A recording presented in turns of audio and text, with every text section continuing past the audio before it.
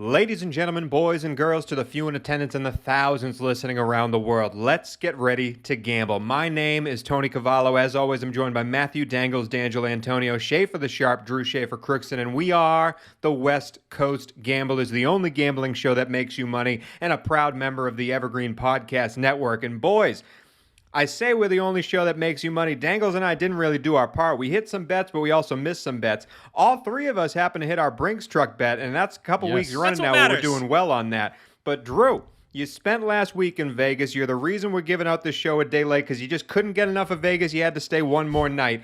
How did Vegas go? You hit most of the bets. I mean, you went 4-1 on the Sunday bets. Vegas magic. You hit the Sunday night bet. You were doing great. So tell me, how was your Vegas experience? Are you up money? Are you down money? Do you never want to go back to Vegas? Did you get any sleep? What's going on? Does your wife want to kill you? What's happening? That's TBD on that last statement, Mr. Squares. But first of all, I apologize to everyone. The show's being released a day late because of me. These guys were well enough to postpone a day because the one thing about leaving Vegas on a Monday morning when your plane gets delayed, you miss your connector, and you have to take a train back from Chicago, not ideal. Ideal. Up until then, fantastic trip, guys. And it was funny. I was there for work. Unfortunately, I'm not a professional gambler as of yet. But what I hear about all these professional gamblers do is they do all the research, they make their tickets, and on Sunday, some of them go play golf. Or they don't even watch the games, and they watch them all and rewind like you do, Tony and Dangles. And it's just interesting to me. I've never got that concept. I can tell you a fact. I've been to Vegas more times, I conservatively probably 40 times in the last 10 years. Now, I've won money a handful of times, but never like substantial money. But usually I'm in the sports book grinding out these bets, living sweating out bad beats, living and dying. So this, because I was there for a work conference, I would literally make my bets at the end of the day, put the tickets in the pocket, and really not watch the games until Sunday. And let me tell you, to date, probably the best Vegas trip I've had in many, many years. I was up 12 units and made a lot of the bets that I made on the show, of course. The one, and ironically enough, would you believe that the Carolina Thursday night lead that I gave out, the Thursday night lead I gave out because I wasn't on a mobile site, it didn't even allow me to take their team total, so I had to settle on Carolina -8, which obviously hit. Oh, yeah. But I'll tell you, boys, the teasers, I'm really going to start pounding this idea of playing these advantage teasers. I think you guys learned a tough lesson teasing those dogs up to 14. Not necessarily teasing bad teams up. I don't think is the play. I think you tease good teams down. But man, I mean, really, truly, I was on what we call a good old fashioned heater. And obviously, whenever you're on a heater, guys, it doesn't hurt to have a little luck. Yeah. The Dolphins was a big win for me. That came down to the freaking wire. And then that Packers over. That was looking in just kind of like, they didn't call that personal foul against Devontae, the most egregious missed call of the whole season. I thought that might be dead in the water, and it came through. And I want to say one thing very quickly. I have always been not a fan of Aaron Rodgers personally. I've always acknowledged his greatness as a quarterback, but I thought the dumbest take that anyone could have, and it was recycled around this industry after week 1 when the Packers got blown out by the Saints. Maybe Aaron Rodgers doesn't care. He looks checked out. Let me tell you, I think Tony Squares tweeted out on the West Coast Gamblers Twitter, if you saw that guy react to the Mason Crosby field goal, there is nothing that dude cares more about than football. What a win by the Packers. Good job, Tony Squares, and thank you, Aaron Rodgers, for making me money. And how about Mason, man? Mason's getting up there in age as well. We have an interview later on in this show with a very special guest to talk about the Tampa Bay-New England matchup, and Brady's obviously the oldest quarterback, but Mason is a very old field goal kicker, and that 51-yarder to win the game, no problem. No problem at all. Speaking of field goal kicks to win the game, before we go to Dangles, I want to go back to Drew. Your Lions put up a hell of a fight. Hell of a fight. Dan Campbell had those guys really working their asses off against a very good Baltimore team, and they were winning at the end, man, and then Justin Tucker comes in. History was made. 66-yarders to beat you. How do you feel about your Lions? I tell you a 30-second story. So I actually, again, I'm trying to kind of maintain a level of work here. When the games got close, I knew there was nothing I could do. It was like the alcoholic has to go to the bar. Like I have to go. Like so, I just flow down to the sports book. I'm kind of pacing around. And the thing about a sports book is there's only sound on one game. I forget what game it was. But the Lions are on a top screen. I can see them, but I'm kind of far away because I'm trying to maintain a level of, in case anyone sees me, I'm just walking this way, And so, and so I see the kick. I'm very aware of the kick. Now, I missed all that. I missed the play clock issue. I missed all that nonsense, right? But I see Tucker, and it's 66 yards, and I see him kind of crow hop. Did you notice that crow hop he took before he kicked it? He almost had like a crow hop, and he kicked it, and I know it was online. It. Right, exactly. I knew it was online, but I'm thinking to myself, I know this guy's got a hell of a leg, but there's no way. So I see it hit the crossbar. I have no reference point if that thing's went through, but it seems to me if it's 66, like a putt hitting, or like a golf ball hitting a pin, it seems like it would hit the crossbar and bounce back. Bounces up, bounces through. You can't make it up. I mean, you literally can't make it up. Of the ball. If that ball hits the crossbar like long ways, if the edge of the football hits the crossbar, that doesn't go through. It has to hit it at just the right point in the rotation where it keeps spinning, which it did. I mean, for all of that, like it was. You mentioned you have to have a little bit of luck. I know this one wasn't one that went in the favor of your team, but shoot, never does. All part of the plan, Tucker. As lucky as you can get, even for a guy with a booming leg like him. Yeah. The thing about that team is I didn't watch much of the first half. They looked so dead in the water, and I'm telling you, that team has won a half in each of their 3 games. They are a fighting bunch of dudes, and who would have thought, and I'll get to this later when we talk about some coaches, who would have thought the darling of the offseason, Robert Saleh, is versus the knuckle dragger that is presumably Dan Campbell. You couldn't even pay me to have Saleh over Dan right now. You can't even pay me. Yeah. I mean, I am so happy with him. I'm so happy with Lions that team. Have been with in every game. An inferior roster, they compete and they fight and they play for their coach, guys. I love this team. You know who doesn't compete and doesn't fight and doesn't play for their coach? The team that they're playing this week, the Chicago Bears. I'm very interested to see how that matchup comes out. I'm very interested to throw some money on that matchup after... Well, I had the Bears plus 14 in a tease, and let me tell you, that was never close to hitting. But Dangles, before we get to the Bears and Matt Nagy and all the shit that's going on with that team, your Patriots had a surprising loss as well. I wouldn't say surprising loss at New Orleans to be a good team, but they did not play up to snuff. What's going on with your Patriots? No, well, and I'll talk about this a little more as we, when we get your dad on here, noted Patriots fan, Anthony Richard Cavallo Sr. But guys, I was kind of complaining about this on Sunday, Tony, to you or just the air around me generally, whatever creature thing was listening. But this offense is boring. This playbook is vanilla. It's not creative, and I'm kind of disappointed that Josh isn't doing a little bit more because we don't really have anybody on our team who can like blow you away, who's just far and away better. Like they're not going, defenses aren't going, we need to know where 84 Kendrick Bourne is at all times like they do, where they're like, we need to know where 10 is in red when the Chiefs are playing because just always got, or 87, same thing for Travis Kelce. Those are guys you always got to know where they are on the field. Patriots don't have anybody like that right now. And I think when you have a team like that, you have to get creative with your offense. You have to introduce some trickery, some gadget plays, some motion, some things that teams aren't going to be expecting for, some stuff that they didn't watch on your, because right now they're just playing backyard football. They're walking up to the line. Mac is going through his reads. He even said in press conferences this past week that he's checked down, audible down into run plays on pass plays or from pass plays that he's just not confident on, and that he needs to kind of give those plays a chance and be a little bit more confident and not make those audibles at the line. I will say in past shows I've complained about him not pushing the ball downfield. His average depth of target I think doubled from last game to this game. It was like 6 in week 2. And then this week he was throwing for about 11, 12 yards, which is, again, to my point earlier about him not pushing the ball down the field. It's great, but he was 1 for 11 for 27 yards and a pick on throws of 20 plus yards in this past game. So what that tells me is, he is pushing the ball down a little more in this game, but when he's doing so, he's not being effective. And he struggled under pressure, which the Saints brought a lot of. So we got a lot of things that we need to fix up right now.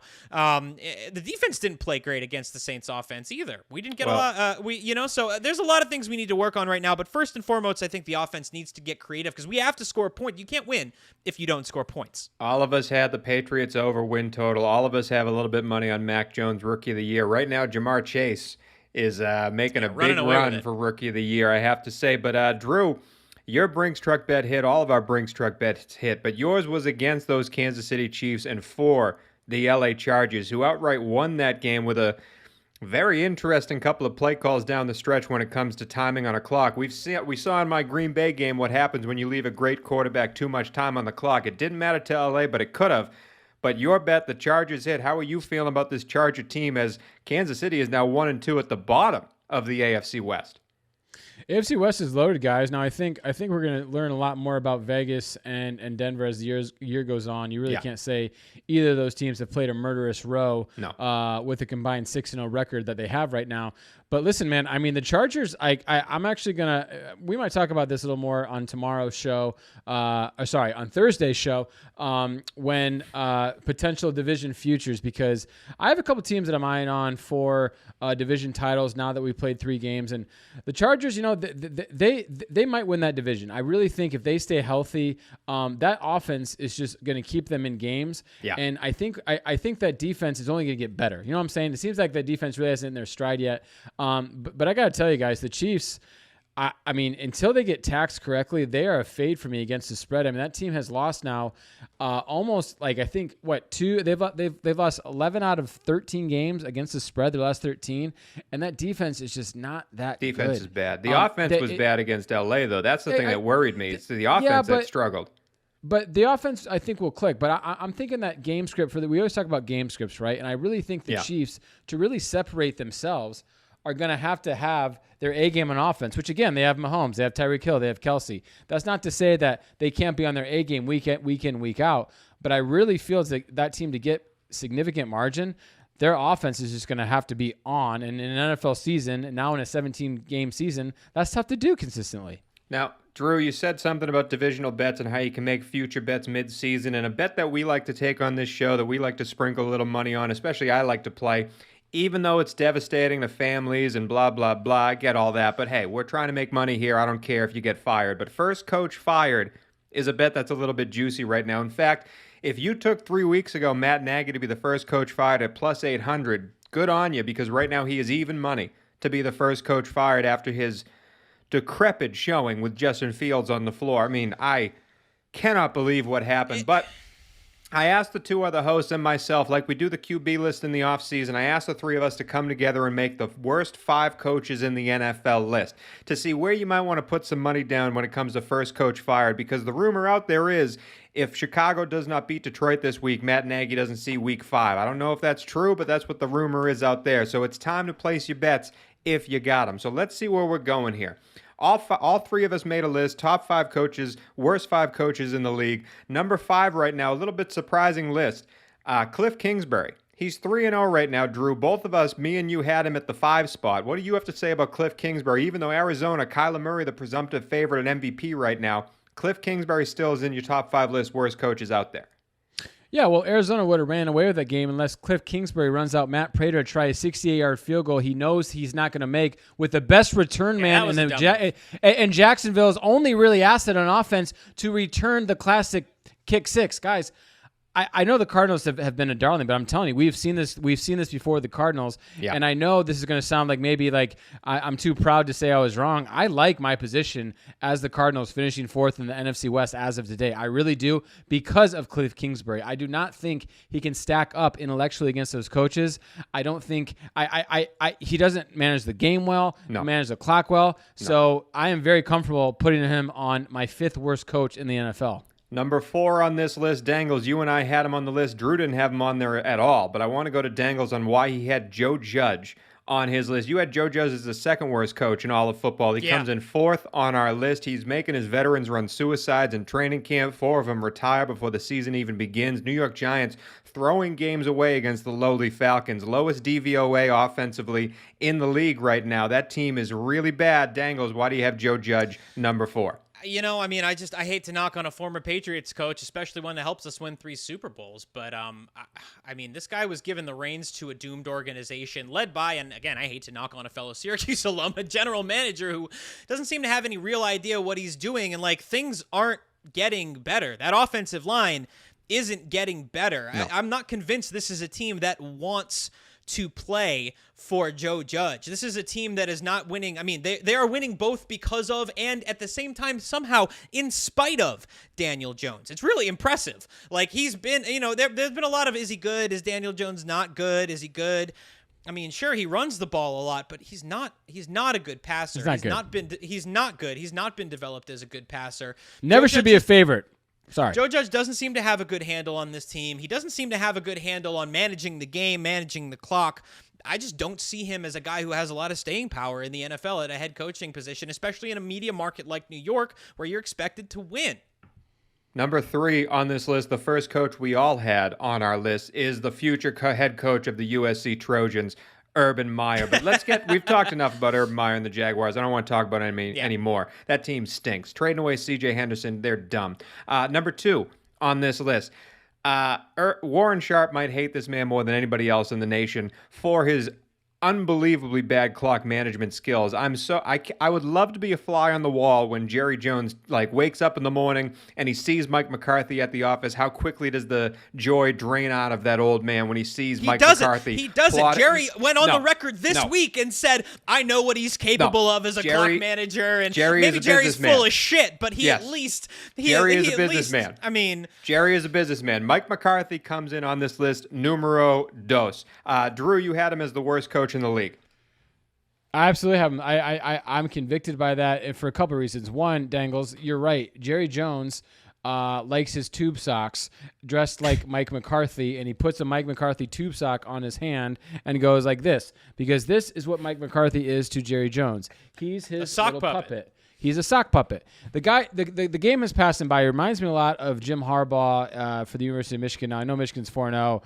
We'll talk Saturday after they play Wisconsin team that's embarrassed in the last 2 years. But that's besides the point. This guy is relying on just world-class talent on the offensive side of the ball. And the Cowboys have drafted exceptional. I'll give them that. I mean, they really have drafted great the last 5 years. But mark my words, the Cowboys will not raise the Lombardi Trophy with Mike McCarthy at the helm. That is a Schaefer the Sharp, back up the Brinks truck bet. As long as he's there, they have a ceiling that's this when it could be this. He's and there's the proof's in the pudding when you see LaFleur after he took over that Packers team with a very similar roster, just with having Aaron freaking Rodgers being creative, scoring points with, again, not exactly game-changing offensive weapons, minus Devontae Adams, of course. I mean, I think McCarthy is a dumpster fire, and yes, I had him comfortably ranked the worst coach in the NFL, and I stand by it. I don't think he gets fired this year, but I do think McCarthy is very much on my short list of first coach fired next year, because it's going to wear thin pretty fast. But Dangles, before we have plenty of time to talk about McCarthy, I do want to talk about the guy that both Dan Orlovsky and Rex Ryan called out on ESPN national TV, say he should be fired today, rumored to be fired if he doesn't win this week. He came in number 1 on our list. All of us had him high. Me and Dangles had him number 1. But it is a former Coach of the Year winner, Matt Nagy. I haven't spoken on these coaches lists because I wanted to go here. You've heard Matt Nagy get ripped apart left and right for his game plan coming up with Justin Fields and how he didn't use Justin Fields' legs and all that stuff. But this is, I will say, not all on Matt Nagy, because if you watch that game again, that offensive line might be the worst unit in all of sports. And in fact, Jason Peters, who was once a perennial All-Pro at the left tackle position. They signed because they had injuries at that position. They signed him late, forced him out of retirement. And if you watch him play, there was one play where they do a little RPO option, and Jason Peters goes out to get a linebacker on an RPO option and actually gets in the way of the throw to the safety valve check down tight end. And Justin Fields has to hold the ball long because Jason Peters is 3 yards down the line in no man's land in the throwing lane to the tight end. And Justin Fields ends up throwing the ball. It hit off Jason Fields' backside and was an incompletion. Jason Peters right now looks like Kevin from The Office. And I have to say, that's not an NFL football player. He needs to retire. He needs to step out of left field, because that might be the worst position player in all of sports. He's potentially a Hall of Famer, too. End your career now, dude. He's one of the best tackles that's ever been out there. And the only thing he didn't do for Myles Garrett this past week was leave out hors d'oeuvres and champagne. That dude spent fucking all day long in the backfield. He was a turnstile. And that whole line, this is an offensive line that general manager Ryan Pace, he chose himself. He picked these guys out. He let, what's his name? He wasn't very good. We were wrapping Charles Leno. He let him go without really having a backup plan to get him in place. He brings in Jason Peters, this ancient, probably Hall of Fame bound true. He looks like a beach ball. Who clearly can't keep up with some of the best pass rushing talent. If you're a tackle, you have to be able to stop the speed coming off the edge. You have to. And Myles Garrett he shoved a mop handle up his rear end and just cleaned the floor with him all day long. It was really brutal, and I totally agree with you, Tony, for all of the crap that Matt Nagy has been getting. It doesn't necessarily just fall on him. It does fall, I think, in large part on that offensive line. I think they would be justified to cutting everyone on there. And a little bit of it, I think, does come back to Justin Fields not being ready. You watch back to that game, there were some throws where I think you got to throw out everything. There were some throws Dangles. where you do, and I don't want. The last thing I would want to see as someone who supports him, and who accurately called his entry into the NFL, someone who's been very high on him. The last thing I would want to see is a game like that ruining his development, because it's the kind of thing that can. The good news is they have the Lions next week where he can use that as a confidence builder. But there were several throws during that game where he had a clean pocket and he just sailed guys. And he overthrew him. So I think you gotta distribute the blame a little bit evenly. But again, you gotta go back to it, and it's like, well, yeah, maybe Fields would have been ready if Matt Nagy had shown that he had any semblance of a developmental plan in place for Justin Fields after 3 months, months after taking him, and he was clearly not ready to be on an NFL football field. Even when it comes to game planning and game management and how it is in the game, that team was struggling so much the whole entire game that when it is 13-3 and you end up with a 4th down on the 1-yard line going into the end zone and you decide to kick a field goal from that 1-yard line, when David Montgomery has been superhuman so far, he will fall forward and hopefully get in the end zone, and you don't try with your mobile quarterback and your super-powered running back to try and get that 1 yard to make it a game. 13-10 is a hell of a lot different than 13-6. Next series, Kareem Hunt runs all over the place. It's now 20-6, and you're never that close to the end zone again. Matt Nagy is an idiot, and I think he's getting fired first, and I think you should take that even money bet of Matt Nagy first coach fired. But that's just me. But now we go to our next segment, because now I have something I need to get off my chest. It's time to bring the doctor in. It is time for Dr. Dangles, and that is coming up next. All right, now that we've buried the 5 worst head coaches in the NFL, and be sure to stay tuned. Speaking of burying people, things, teams, we're going to have Gravestones later on in the show where we'll each bury yet another NFL team for this week. And coming up in a little while, we're also going to talk about the Patriots-Buccaneers matchup with a very special guest whose offspring is one of our co-hosts here on the podcast. But right now, it's time to get real. It's time to talk about our feelings. It's time to open up and get raw. Yes, indeed, it is time for Dr. Dangles.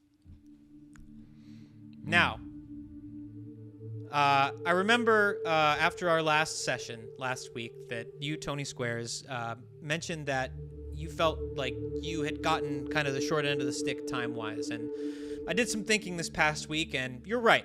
I didn't do my due diligence as someone of my profession to really help you get through what you're working through. So I want to start with you this week. What would you like to discuss? Is there something in particular that has been nagging at you, that has been weighing on your conscience this week? Well, I thank you for giving me the time, because I did have a bad week. And this, again, is a personal issue, and I thank you Pardon for me, your... I have a hair in my mouth. Well, I thank you for your professionalism here as I go through this, because I am opening up here. But as we know in weeks past, I am a, adventurous young lad out there. And I like to fool around a little bit. And, well, this past week, basically last week I had a Spider 2Y banana stuck up my, you know how it is. Did you use protection? Well, yeah, but it clearly wasn't enough, because it really got lodged in there and made my whole entire weekend miserable. The Vegas Raiders are -4 going to Miami here, and well, basically they were leading by 1,000,000 points, and somehow when that 2Y banana got lodged up there, they let the game get away from them, and suddenly they were in overtime winning by a field goal. And as they're celebrating on the sideline, I'm sitting here with empty tickets in my hands going, what the hell just happened? So I'm kind of angry. I'm definitely agitated, definitely sore. And I don't know what I did wrong, you know? Well, I want you to really think about it, Tony, because this time I don't know if I have advice for you. I just want you to. Can we do a little bit of a mantra here? I'd like some help Doctor, here. Well, Dr. because Tom. I think this Dr. Tom. mantra is going to help you. Okay, so I just want you to say this with me. I want you to repeat after me. Okay. Okay. It's not my fault. It's not my fault. It's not my fault. It's not your fault. My fault. It's not my fault. It's not It's my not fault. your fault. You did not do anything wrong here. I think that was a decent bet.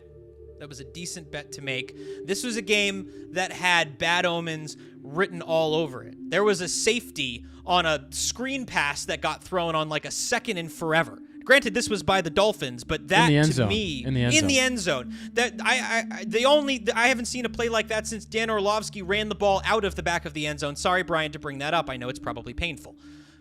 When you kind of have that kind of ridiculousness in a game, it can't be your fault. It can't be your fault.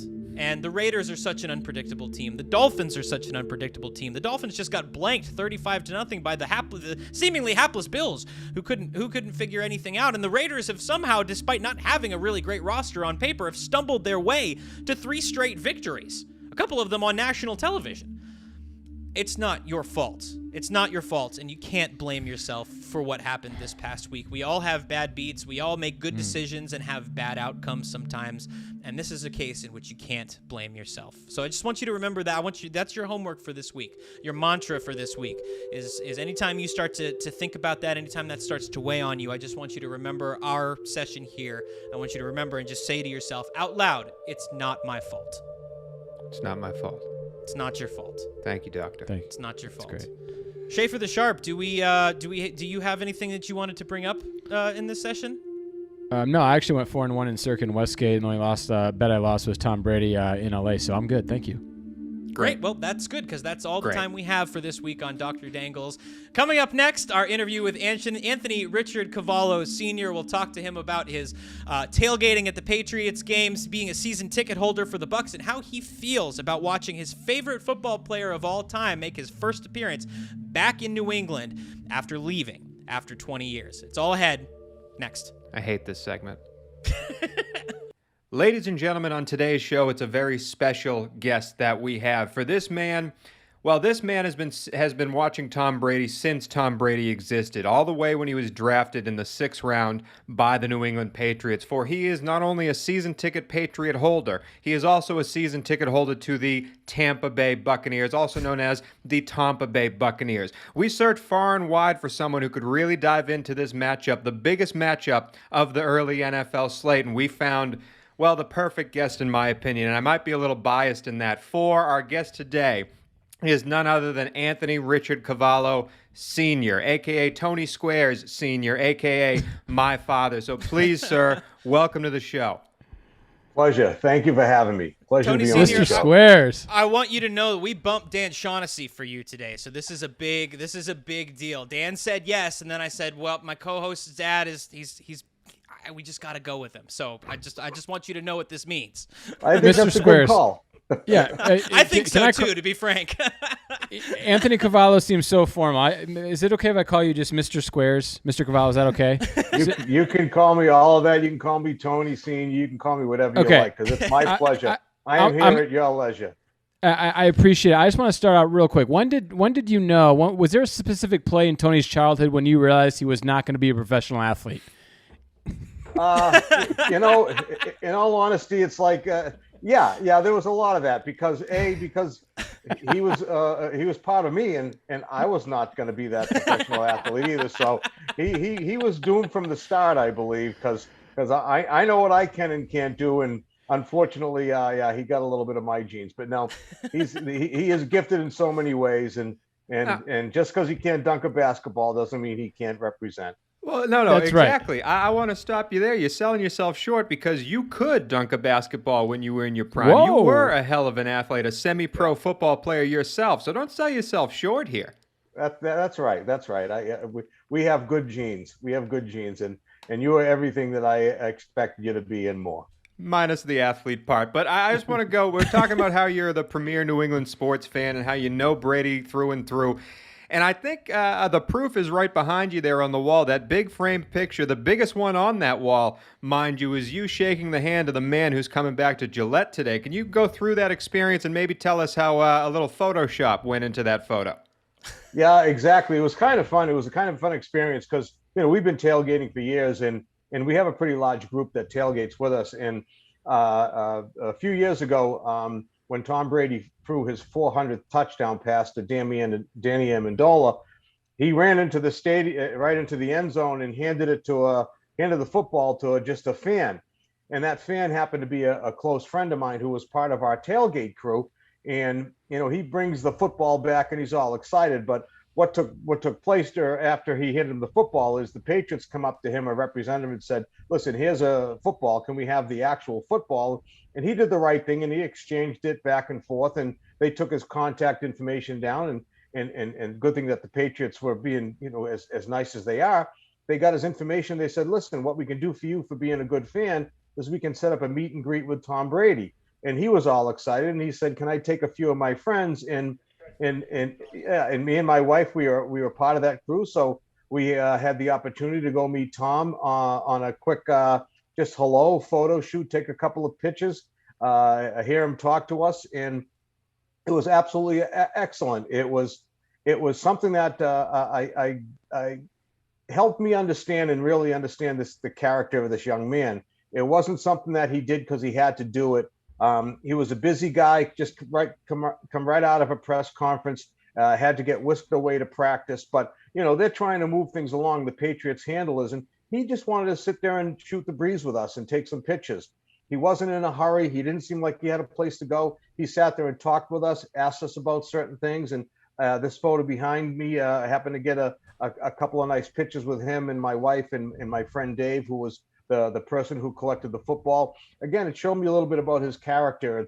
He was all about wanting to know about us versus just, hey, let's take a few pictures, have a nice day, thank you for giving us the football back. It made me respect him even a little more than I already did. Now, I see there's a big gap between the handshake there and that photo, though. I know something changed in that photo. Yeah, but my friend Dave, he's a wonderful person, but he happened to be coming from another event because on a radio station local to us, he happened to win a chance to win $12,000 and get counted down. So he is out in Hopkinton, Mass. And one of the things I said to him, please don't screw our opportunity to meet with Tom Brady. And he came from this other event, 90 miles an hour, soaking wet because it was outside. He had a Faratoga T-shirt. I remember Faratoga was he was soaking wet. He was a drenched rat, and he was in the middle of that photo that you see. And it was like, in the Sistine Chapel, when the fingers come together, you just don't have someone in the middle of that. It's when Frazier is over Sunday Liston and he's doing that, you just don't have there are epic pictures that the you ref's just don't. Not in the middle. It's just those two people in the picture, right? Exactly. So there may have been a little Photoshop to sort of clip him out. There was a little Photoshop, and if I had the time, I'd show you the before and after, and you would totally understand. But that's an excellent. It's such an excellent story, Mr. Squares. I just got to correct you in one thing. Regardless of when this encounter happened, you understood the character of a now middle-aged man at the age of 44, still running the NFL. But I'm a TB12 fanatic. I'm a big fan of Michigan, so I go back to his college days. Oh, yeah. Love the guy, love his character, and excited to talk to you more about this matchup on Sunday. I was just going to say, we just passed. In fact, I was going to kind of move the conversation forward because last Thursday it was, September 23rd, was the 20-year anniversary of that game against the Jets where Mo Lewis hit Drew Brees. A lot of people forget he came back in and played Drew Bledsoe. I don't even know my own quarterback. But no, a lot of people forget Bledsoe came back and played that next series with a collapsed lung and like broken ribs. Brady came in the following series, and obviously the rest, as they say, is history. But fast forward now 20 years, and here we are. It's 2021, October 3rd, and Brady comes back to Gillette for the first time since leaving. He said there were clips that released this week in an interview that he did where he says he knows everything to expect, which as Patriots fan terrifies me because I know what to expect from him, and if he's going to come in and gut us like a fish, and know already that he's going to gut us like a fish, I don't love how that sets us up for Sunday. But where is your head at going into this game? Well, a million places from a football standpoint, as far as win-loss. You're absolutely right. No one's going to tell anybody that there's lack of knowledge from Tom Brady to Belichick to Tom Brady. In all honesty, there's so much of a body of work. Everybody on the planet knows what Tom Brady's weaknesses are, what he doesn't like, what he doesn't like to see. And obviously, the game against the Rams last week, we saw a little bit of the stuff that kind of gets to Brady's attention. However, it's all about having the ability to execute that plan. And I'm not 100% confident that the Patriots can execute with their interior line and the linebackers can execute the kind of game plan that kind of gets to Brady from the middle of the rush, from the middle of the pack, rushing four and dropping linebackers into the coverage zones. I'm not sure that this group of players from the Patriots can really execute that same type of game plan that's going to throw Tom Brady a little bit for a loop. And I don't think there are going to be any wrinkles that he's not seen, and I don't think Belichick has anything up his sleeve that no one knows about. The body of work's been 20 years that people have been smarter people than us have been examining what to do against this man. And there's been a million teams trying to game plan against Belichick as well. These are two chess masters that are gonna go out and just do their thing, and I don't think anyone on the planet can try to guess what's going to come. No, I completely agree with you, and I'm thrilled to watch this matchup. I mean, you've seen every start that Tom Brady played in New England. You've been to Tampa Bay now multiple times to see Tom Brady in Tampa Bay. As he's matured, as he's aged, I mean, he still has all the physical tools, but obviously the mental tools are no one has the same brain as Tom Brady has when dissecting a defense. But he is playing probably the best defensive mind in the NFL with Belichick. As far as the advantage, Brady knowing what Belichick can do on defense, Belichick knowing what Brady's strengths and weaknesses are. Where do you think that advantage lies in the mental part of the game? If in the mental part of the game, I would think it would be on Belichick's edge, only for a couple of reasons. Because Belichick really has 11 people that he can orchestrate and try to set up some type of game plan that he can manipulate to try to do whatever he can against Tom. Now, Tom has his team in front of him, but he also requires offensive coordinators. He also requires the right plays to be called. And same thing with Belichick. He has to, down and distance, situational football, all those kind of things, doing your job. The issue I have from a mental standpoint is one thing. Again, like I said earlier, execution is the area where I worry about. If it was two guys sitting down playing chess, I might lean towards the more experienced Belichick, only because of it's him against Tom Brady, but it's not.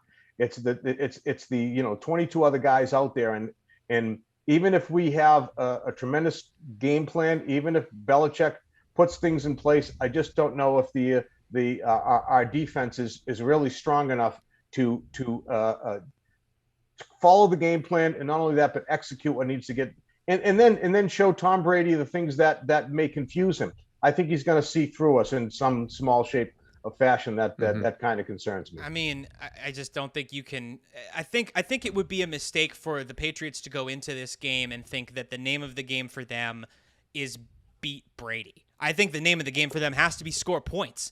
Based on what I've seen, based on what I've been watching, because this offense is boring. It is what you see is what you get. It is not creative. It's vanilla. They're not running a lot of pre-snap motion. They're not doing creative things in the offense at all. And as a fan, it bums me out because I know Josh McDaniels is capable of more, but I would have thought they might have catered the playbook a little bit more when they brought Mac on to Mac's skill set, and they still seem to be running the same kinds of plays that they're running for Cam Newton. We don't have a game breaker, blow you away, can win a game for you player on our offense. Our wide receiver core isn't that. The tight ends a bit. I mean, Jonnu Smith has been decent, but he's dropping balls. Hunter Henry hasn't really been that involved. The only way you're going to beat teams if you don't have a Devontae Adams, a Tyreek Hill, some guy who can rip the game open for you. There's no one on the Patriots offense who I need to know where that guy is at all times. There's not a single person. Damian Harris is the closest thing to it. And you know what he's going to do. He runs the ball. So I think if the Patriots go into this game thinking we need to beat Tom Brady, they've already set themselves up to lose. They need to go into this game and figure out how to score points on a Buccaneers defense that has given up some points over the last several weeks. You can score on them. Yep, no, I agree. I think you nailed it. Because this is almost a type of offense where, again, as far as a personnel standpoint, where Tom Brady has made a history of making Super Bowl champions out of them. Not big names, Absolutely. not big flash players, not great stars. Some of the stars maybe post highlight career, such as Randy Moss. Some of these guys that we've brought out of the woodwork. Other than that, we've never really had those like Tyreek type players. But that's Tom Brady doing that. Right. And nothing against our rookie quarterback, who's I think has been fabulous for what the expectations are. All things considered, all things considered. That's a heck of a lot of expectations on him to now take these regular mundane players, journeyman players, and go play like Tom Brady would with them, and that's a tall order in my opinion. So I think you nailed it. That's a critical part in my opinion. That I just don't think they can go toe to toe with can't expect to outscore teams that are going to outscore the defense. Yeah. Mr. Squares, I've spent some time with your son in a recreational forum before. He's a very fun guy, very funny man. I want to know, what is your game day like for this game? When do you crack open your first adult beverage? When do you get to the stadium? Who's the crew you roll with? Just give me your play-by-play of Sunday, how it's going to go down. Well, I already started my adult beverage starting, today. No, I'm only kidding. No, we're pretty early because I'm a creature of habit, and because we got a lot of people coming from different areas, we like to get to the same place, same area of the stadium, same area to tailgate. So people same know where to parking come spot, find us. same folding chairs in the same order, same appetizers on the table. I love it. Yeah, same everything. What's on the menu? What's on the menu? 6 championships over the course of 20 years. So if it ain't broke. Yeah, exactly. And now 7, if you really want to count. I've been a season ticket holder for 7 Super Bowl championship Sure, teams. technically that's true. He's seen Just 7 saying. banner drops. He's seen 7 of them. Just saying. I do want to focus on, because we are a gambling show, we do focus on the numbers here and the spread, and this is a big spread. It's 7 points. Home underdogs for Bill Belichick. Bill Belichick has only been a home underdog by 7 or more points since he had Brady 3 times. Twice in Brady's first year against Peyton Manning's Colts and the eventual Super Bowl contending Rams. And then again last year when they played the Bills with Cam Newton. That's only 3 times in his career he's 2-1 against the spread. Brady, on the other hand, with the Patriots was a road favorite by a touchdown or more. A lot obviously in that Patriots tenure, and he's still 27-19 against the spread when he is a road favorite by 7 or more.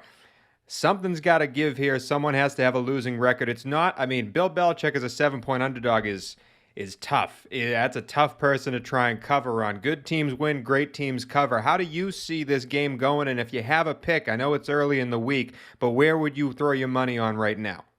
A couple of things. Right out of the gate, the spread, going to the Pats game last week against New Orleans, we were sitting in the tailgate. We were talking about, obviously, today, this coming game coming up against the Tampa Bay. And we were arguing about, what do you think the spread will be right out of the gate? And I had a bet with a friend of mine.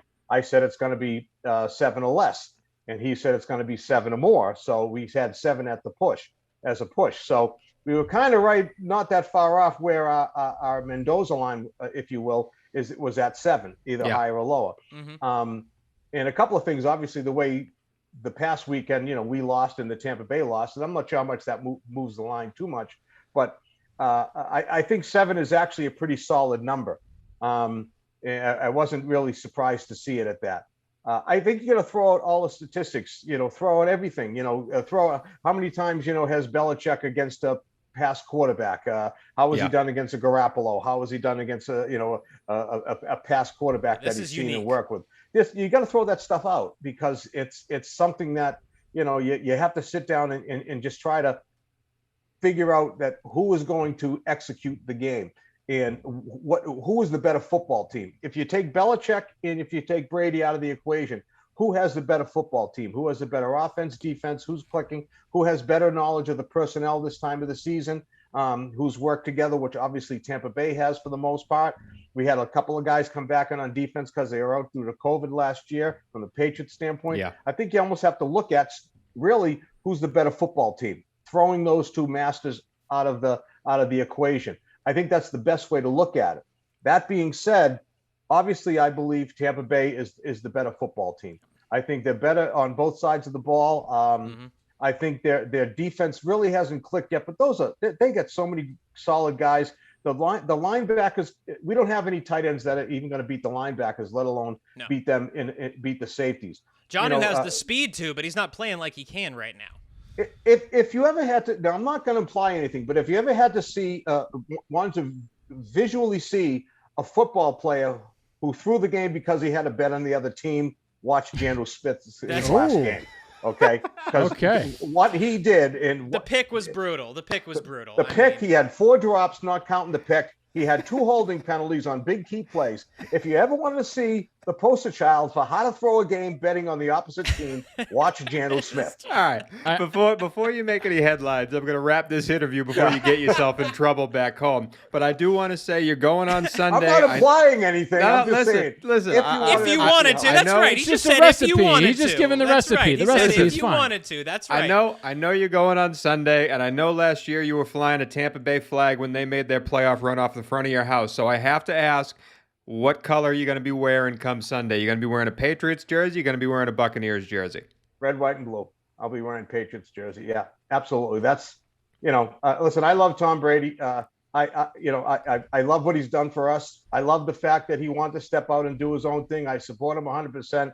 Let me explain something. Tom Brady's greatest attribute is, what he taught me, and I've tried to tell my kids is, he leads like a man, but he still plays like a boy. And I think you should do that for the rest of your life. We have our whole life to be strong men and strong women, but don't ever be afraid to play like a boy or a girl. And Tom Brady does that. I love him. I love that about him. But I'm a Patriot fan.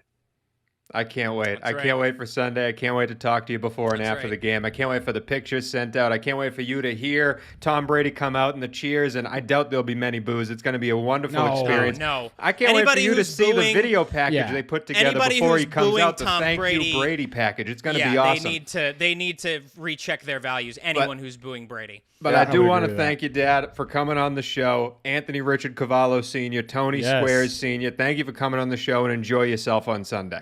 My pleasure. By all means, good to see your faces, and God bless all of you. All right, love you, Dad. Thanks, Mr. Squares. Love you too. All right, bye-bye. All right, boys, as we say goodbye to my dad, thank you again for doing the show. It is time to end the show with everybody's favorite segment, Gravestones. This is where each of the 3 hosts present a team that is going into the ground by stating they will not be making the playoffs this season. Again, early in the season, it's easy. There's a lot of bad teams out there, but the trick of this game is if one of the hosts says a team, the host following him cannot say that same team this week. Drew, you won King of the Coast. You had the best gambling. You're going to go up first. I get to go second. Dangles, you again are in the caboose going third. In the past, you two have both killed Jacksonville. Drew, you also killed the Jets. Me and Dangles have killed Detroit. I've also killed the Giants. So without any further ado, it's time to enter the church. It's time to open up those doors. It's time to get to your knees. And if you watch Ted Lasso, they just had a funeral on their show. We're not going to be singing any songs in this one, though, because it's time to say goodbye to some of these teams. It is time for Gravestones.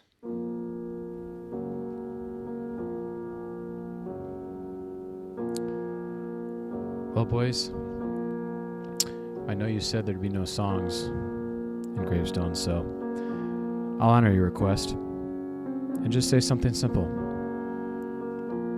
The jury is out, and they've come to a verdict, and the judge has a ruling.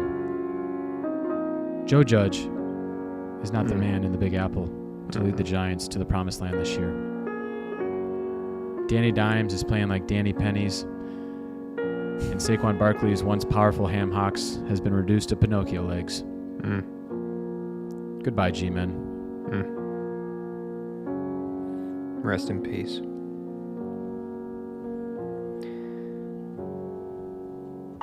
Ron Rivera, Bill Belichick, Bruce Arians, Sean McVay, Kevin Stefanski.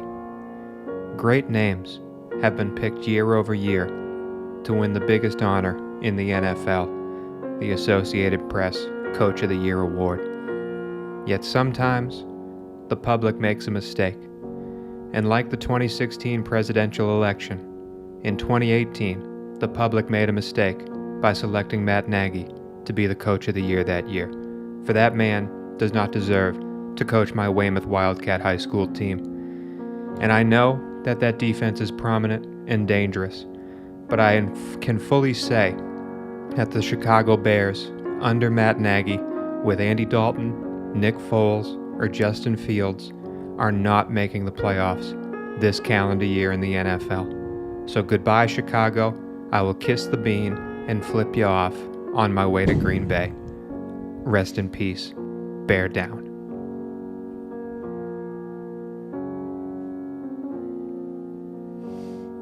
Well, boys, this week I'm going to be killing the Houston Texans. It's a sad thing to have to do because they're probably, I would say, the least hateable of all of the really terrible teams. Such good guys. And it's tough to really criticize David Culley that much because he kind of stepped into a burning building, and it's going to be a tough season for Houston Texans fans, but they are not going to make it out of that division, which isn't very good. Somehow they are second in the division right now, but it's a long season, and they're not making it out of that division. So I'm sorry, Houston. Sorry, Texans. This year is not yours. You know, it's funny, Jack Easterby is actually here with us right now, as he is always in a church at this time of the evening. But that is it for this week's Gravestones, and that is it for this week's show. Thank you for listening.